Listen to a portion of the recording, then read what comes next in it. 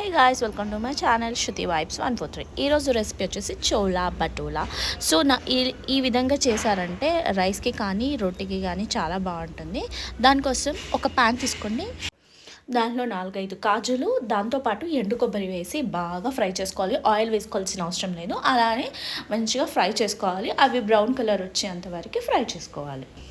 ఇప్పుడు ఇవి బ్రౌన్ కలర్లో చేంజ్ అయ్యాయి. ఇప్పుడు జార్ తీసుకొని దాంట్లో అది వేసేసి దాంట్లో కాస్త వాటర్ పోసి అలానే ఒక 3 మిరపకాయలు వేసుకొని గ్రైండ్ చేసి పక్కన పెట్టేసుకోవాలి.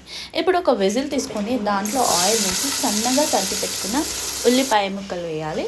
ఉల్లిపాయ ముక్కలు అనేవి బ్రౌనిష్ కలర్ వచ్చేంత వరకు ఫ్రై చేసుకోవాలి.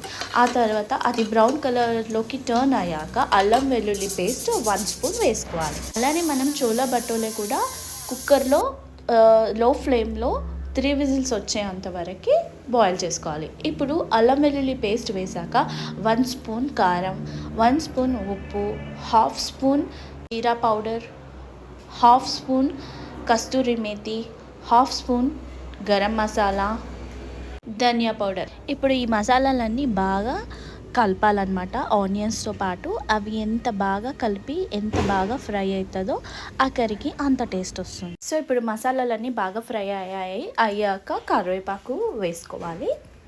ఇప్పుడు 1/2 గ్లాస్ వాటర్ వేసుకొని ఆ మసాలా అనేది బాగా కలవాలన్నమాట. ఆయిల్ బయటకు వచ్చేంత వరకు ఆ వాటర్లో మనము ఆ మసాలాలన్నీ బాగా మరగపెట్టుకోవాలి. ఆ తర్వాత మనం ముందుగా గ్రైండ్ చేసి పెట్టుకున్న టమాటో ప్యూరీ 1 కప్, అలానే కొబ్బరి కాజు పేస్ట్ ఉంది కదా, అది కూడా వేసేసుకొని బాగా ఫ్రై చేసుకోవాలి. మసాలాలన్నీ మిశ్రమానికి పట్టాలన్నమాట. అవి బాగా ఫ్రై అయ్యి ఆయిల్ బయటకి ఇలా కనిపించాలి.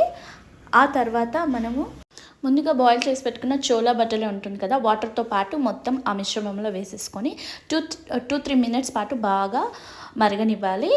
So chola bhatura curry ready. మీరు ట్రై చేయండి. Please subscribe my